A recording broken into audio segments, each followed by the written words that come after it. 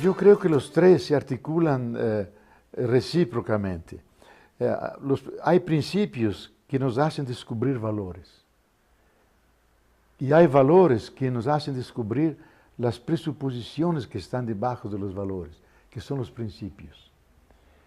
Y lo ético es el conjunto de hábitos, costumbres, principios, valores, que constituyen la convivencia humana. Porque donde hay seres humanos, ellos tienen que hacer acuerdos para vivir mínimamente en paz. Entonces, lo importante en el mundo de hoy no es subrayar las diferencias, sino subrayar los puntos en común. Porque ahí podemos estar todos juntos. Después sí valorar las diferencias, que son muy importantes, porque tiene historias, tiene valores, y tiene cosas que revelan 1000 maneras que tenemos de ser humanos. Yo puedo ser humano como un occidental, puedo ser humano en la forma de un chino, la forma de un japonés, la forma de un indígena. Todos son expresiones de lo humano. Entonces es importante la diversidad. Los principios como ventanas nos permiten ver un paisaje diferente. Y ese paisaje tiene cosas relevantes, tiene valores. Y todo el valor es algo apetecible, que vale la pena, que mueve a las personas, que atrae a las personas. Entonces el principio es el fundamento que sustenta una casa, son los fundamentos. Y los valores son los contenidos que están dentro de la casa, empezando con los valores de las personas, de los seres vivientes, de las formas de relacionamiento, de amistad, de acogida, de hospitalidad. Y esos son los valores. Y fundamentalmente el ser humano no se rige por pensamientos. Lo que cambia son valores, son pasiones, son sentimientos. Entonces cada valor está cargado de emociones. Y hoy hay que saber cuáles son los grandes valores de nuestra cultura que mueven a la gente. Para muchos, la cultura dominante, un gran valor es el consumo, tener su coche, tener, digamos, objetos de la tecnología de punta. Son valores, pero son valores que llenan al ser humano, que lo realizan, que puede compartirlo con los demás. Otros dicen, no, el valor para mí es cuidar de la naturaleza, del agua potable, respetar el otro, acoger las diferencias culturales. Aquí están los indígenas misquitos, aquí están mestizos, aquí están blancos, hacer que convivan, y la convivencia como un valor, la tolerancia que respeta las diferencias, son valores fundamentales. Yo creo que hoy la búsqueda de la humanidad son un conjunto de valores mínimos que pueden ser compartidos por todos, y ahí viene la ética mínima. ¿Qué es la ética mínima? Es un conjunto de principios y valores que pueden ser compartidos por todos porque todos participan de esos valores o los viven o son la suposición de la vida. Yo diría, todos vivimos una cierta condición humana. Todos tenemos que comer, tenemos que beber, tenemos que tener nuestra vivienda, tenemos que comunicarnos con el otro, tenemos que convivir con los diferentes, sea en edad, en la casa, sea en la sociedad. Entonces son situaciones concretas que es la condición humana.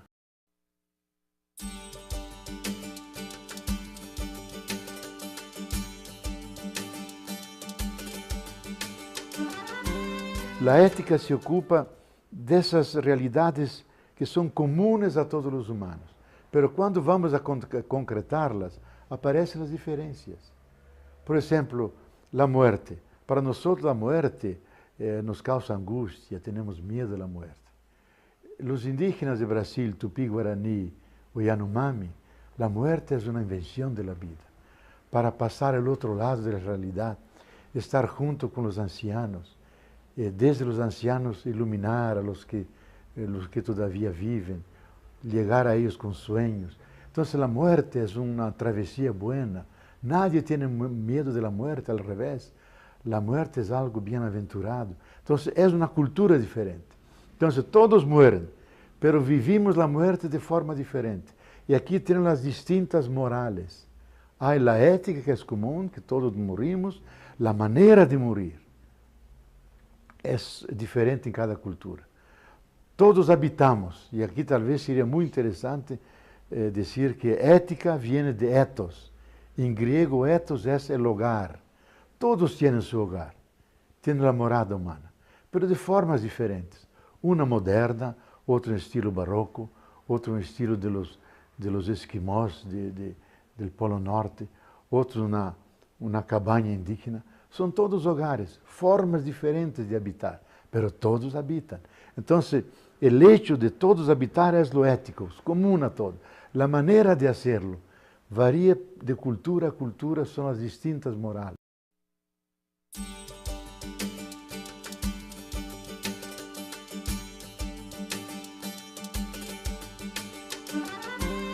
Entonces hoy, si decimos que ética es el hogar, entonces significa cómo tratar el único hogar que tenemos, que es la tierra.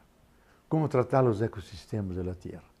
Cómo tratar la base físico-química de la tierra para que mantenga su vitalidad, su integridad. Eso es ético hoy. Entonces implica tecnología, implica valores del cuidado, del respeto de la alteridad, de la no explotación excesiva de los recursos de la tierra, de una vida más bien de simplicidad voluntaria para que todos los demás puedan participar también en no un consumo egoísta, centrado, sino solidario, humano. Son valores que vienen de la fase planetaria de la humanidad. Antes no necesitábamos eso, porque cada región tenía su moral, tenía su ética.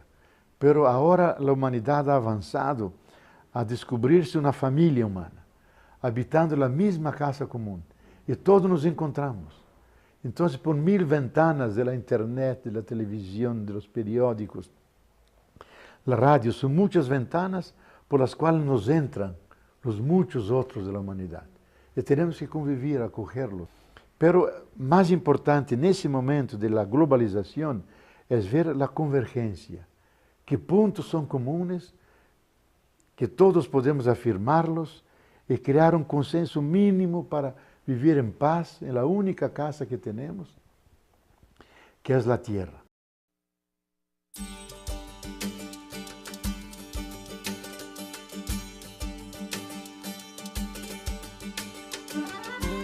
Yo creo que todo eso se remite a la comprensión que uno tiene del ser humano.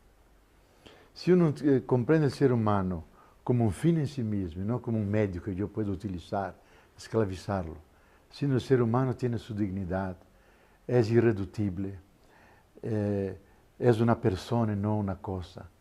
Entonces ahí hay valores que son inherentes a esa persona. Digamos, el derecho a la vida, todos tienen derecho a la vida. Todo asesinato, matar al otro es malo. A veces estoy en una situación que tengo que matar, porque si veo un inocente, un niño, siendo agredido y amenazado de muerte, yo tengo que intervenir, que si no intervengo soy cómplice del crimen. Y a veces tengo que herir al otro, incluso matarlo. No que matar es bueno, es el mal menor de cara a un mal mayor. Entonces hay que, para cada vez, hacer un juicio cuál es lo mejor para ese momento, para esa circunstancia. Y ahí tiene que funcionar la razón, medir valores, medir procesos, respetar ciertos procesos pedagógicos, porque todo uno va creciendo lentamente a descubrir valores que no son inmediatamente asequibles. Por eso la importancia de la educación familiar, que va iniciando a las personas, a los niños, a valores de una cultura y a valores más universales. Y esto supone que se pasa de una dimensión imperfecta a otra más perfecta. Entonces yo diría que hay que partir hoy el proceso planetario No hay que partir de una ética u otra ética privilegiando, digamos, la ética hegemónica, que sería la ética occidental. Porque gran parte de la globalización es occidentalización del mundo. Entonces, imponer nuestra ética sería una imposición. Yo creo que somos obligados a refundar la ética. ¿Y partir de dónde? Partir de la condición concreta humana, de los hechos que son comunes a todos los seres humanos. Todos los seres humanos aman, tienen ansiedad, tienen miedo al dolor, tienen que morir, deben convivir juntos con mínimo de paz y tranquilidad. Aman a sus niños, tienen nostalgia. Son situaciones de la condición humana que todos comparten de ellos. Como a partir de ese nudo objetivo que todos comparten, puedo fundar no una ética máxima, una ética mínima, valores mínimos que todos pueden aceptar porque dice, eso me atañe, eso nace de mí mismo.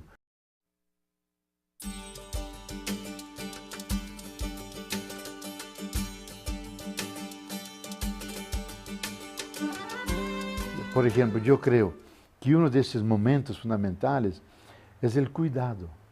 Cuidar. Cada niño sabe que tiene que cuidar de sus cadernos, de su lápiz, de cuidar de cuando atraviesa la calle, tiene que cuidar de sus dientes, de su rostro, de su ropa. El cuidado es una dimensión del todo ser humano. Cada cultura cuida de una forma diferente, pero tiene que cuidar, porque el cuidado protege la vida, hace durar más las cosas. Entonces, uno de los puntos más comunes es ese cuidado. Todos tienen el sentido de compasión, es decir, de cara a uno que sufre, tener un sentimiento de estar junto, ayudarlo, ser sensible, no ser indiferente. Entonces, la compasión es un sentimiento profundamente humano. Y la otra dimensión, que es la dimensión de cooperación, ayudar al otro que está caído, uno que quiere crecer, extenderle la mano. Entonces son dimensiones de la profundidad humana, porque somos seres de sociabilidad, vivimos juntos en sociedad. La sociedad es cooperativa, no es solamente competencia, uno vencer al otro, sino juntos ganar, juntos crecer. Eso está dentro del ser humano.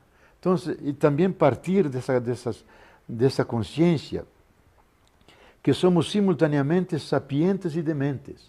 Sapiens y demens. Somos seres de inteligencia, de construcción, de amorosidad, de cuidado. Y simultaneamente, al mismo tiempo, podemos ser seres de egoísmo, de odio, de rechazo, de exclusión. Y sentimos las dos energías dentro de nosotros. Entonces, optar a darle fuerza a la dimensión de luz, la dimensión de cooperación, de solidaridad, de cuidado, para limitar la dimensión de egoísmo, de autoafirmación, de exclusión, que también está ahí. Entonces, todo el proceso civilizatorio de educación es reforzar esas dimensiones buenas del ser humano, que le permite convivir mejor. Y hoy, a nivel mundial, hay que subrayar mucho que ser tolerantes, aceptar la diversidad, que el otro, por ser diferente, no es alguien ajeno a mí, no es desigual, solo diferente, es igualmente humano como yo. Y esa tolerancia, esa comprensión, esa convivencia, es un imperativo casi fundamental porque hay tantos fundamentalismos, es decir, uno excluye al otro. El fundamentalismo no es una doctrina, es considerar mi doctrina la única verdadera y las demás falsas. Entonces tengo que convertir el otro. Y si no alcanzo a convertirlo, voy a destruirlo. Entonces nace el terrorismo, que es la forma de devastar, eliminar el otro. Y hoy por toda la parte en el mundo hace falta esa tolerancia, esa convivencia y la alegría de convivir. No decir, ¿por qué no puedo alejarlo, no puedo eliminarlo? Entonces tengo que aceptarlo. No, es diferente, yo puedo aprender, mirar cómo somos humanos de formas distintas y nos enriquecemos, intercambiamos, caminamos juntos en la diversidad, buscando siempre convergencias en la diversidad. Eso es el gran reto pedagógico de la nueva conciencia planetaria.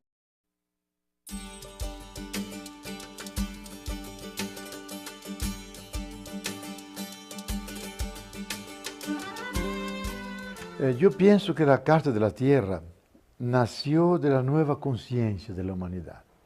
Por eso, a mi juicio, es el gran documento del siglo XXI. Inaugura el siglo XXI. No sin razón fue aprobada en la ONU, la UNESCO, el año 2003. Es el principio, la aurora del siglo XXI. Porque ahí se intenta una mirada global del ser humano y de su casa común, la Tierra. Ve que somos parte de un inmenso proceso de evolución que tiene 13,7 mil millones de años, la Tierra como 4 mil millones de años y la vida más de 3 mil millones de años. Y dentro de ese proceso inmenso el ser humano, que tiene su singularidad, que es un ser consciente y responsable, y que continuamente se pregunta cuál es mi lugar y mi misión de cara a todos los demás seres y a la naturaleza. Y descubre con reverencia el misterio de la existencia. Entonces la Carta de la Tierra parte de esa visión amplia, holística, globalizadora. E incorpora lo mejor de las 4 grandes tendencias de la ecología, que mira el ambiente, entonces cómo cuidarlo, cómo no explotarlo excesivamente, cómo hacerlo sostenible. Mira la ecología social, entonces las relaciones de justicia, combate del hambre, el valor de la democracia como forma de participación de todos, la no violencia. Asume lo mejor de la ecología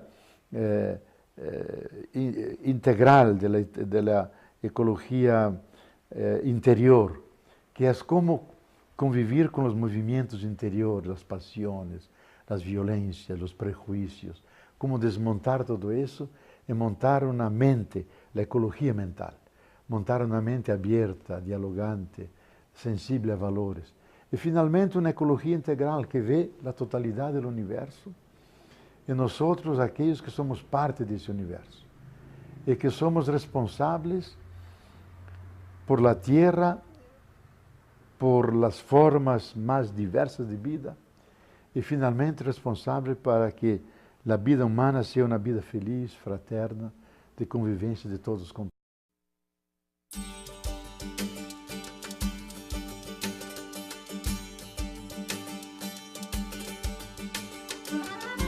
Entonces, los grandes ideales que la Carta de la Tierra propicia, y yo veo fundamentalmente 2 grandes ejes que sustentan la Carta de la Tierra. El primero no es tanto el desarrollo, habla sí del desarrollo sostenible, pero la categoría es sustentabilidad. Que todo que tiene que ser sostenible, es decir, tiene que tener la fuerza de autorreproducirse, de convivir junto con los demás en la inmensa biodiversidad, hacer que la totalidad coevolúa, no solamente uno que va adelante, sino que todos crezcan, todos permanezcan juntos y forme ese tejido enorme de seres, de energías, para que esto pueda mantener la tierra, la humanidad y los ecosistemas. Y la otra es una ética del cuidado. Cuidar de la comunidad de vida con amor, con comprensión, con compasión. Y cuando habla de comunidad de vida, va más allá del discurso del medio ambiente. Entiende el ser humano como un elo de esa grande comunidad de seres vivos. Y eso lo sabemos por la moderna antropología y biología, que todos los seres vivientes, de la bacteria más originaria de 3,8 mil millones de años, pasando por los dinosaurios, por los colibríes, llegando a nosotros, todos los seres vivos tienen el mismo alfabeto genético, es decir, las mismas 30 aminoácidos y las mismas 4 bases fosfatadas. Entonces somos efectivamente hermanos y hermanas. La combinación de esos elementos produce la diversidad de las especies, pero todos fundamentalmente tienen la base común. Entonces formamos la comunidad biótica, la comunidad de vida, y el ser humano uno entre ellos, con una singularidad. Él es el guardián, el cuidador, el representante de ellos para cuidarlos, para que todos puedan sobrevivir. E tudo isso está dentro da Carta da Terra.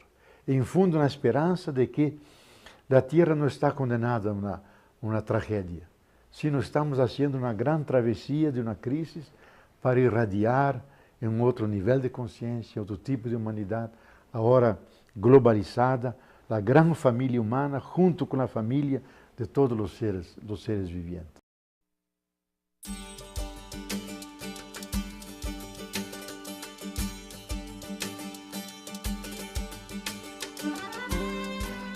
Hoy tenemos la conciencia de que la energía fósil, el petróleo, tiene límites. En los años 2030, 2040 se terminará las reservas de petróleo. Entonces, ¿cómo buscar alternativas energéticas? Y aquí viene una discusión. Si queremos mantener ese tipo de civilización que es consumista, que tiene muchos coches, muchos aviones, que utiliza, que es energívora, consume energía. Entonces, posiblemente la Tierra no aguantará. No habrá alternativas suficientes para mantener ese tipo de civilización, de cultura, que utiliza demasiada energía. Entonces, de poco vale buscar alternativas energéticas, sea el etanol, sea el biodiesel, porque eso supone mantener ese tipo de cultura y la máquina funcionando. La otra es decir, hay que cambiar de cultura. Hay que partir de una civilización de la simplicidad voluntaria, donde se utiliza, tenemos mucho menos para hacer mucho más. Porque si queremos universalizar el bienestar de los países ricos hoy, a toda la humanidad, ya lo decía Gandhi en los años 50, pero hoy se ha comprobado científicamente con cálculos, necesitamos otras 3 tierras igual a esta. Entonces es imposible. La China jamás tendrá el número de coches que Estados Unidos tiene, porque la China se transformaría en un inmenso parque y no habría gasolina para mover esos coches. Entonces tenemos que cambiar, no de matriz energética solo, vamos a necesitar de otra energía, porque vamos a necesitarla para 1000 cosas, pero no podemos sostener ese tipo de civilización, ese tipo de cultura basada sobre los bienes materiales, un consumo ilimitado y una explotación, yo diría, inmoral e irresponsable de los recursos finitos de la tierra. La tierra es pequeña, finita, no podemos superexplotarla. O cambiamos de relación con la tierra, aprovechando los recursos, manteniendo el capital natural, pensando en las futuras generaciones, entonces la solidaridad generacional, o entonces no tendremos futuro. Vamos al encuentro del camino ya percorrido por los dinosaurios. Vamos al abismo. Entonces yo me temo mucho que la cultura capitalista, que es muy material, poco sensible a valores, no quiere renunciar a nada, va a llevar su lógica hasta el final y llegamos a un impasse tremendo de una humanidad que se defronta con hambre, con sed, con crisis mundiales, conflictos entre naciones, desesperados porque quieren comer, quieren tener agua dulce, y la tierra ya no ofrece lo suficiente para todos.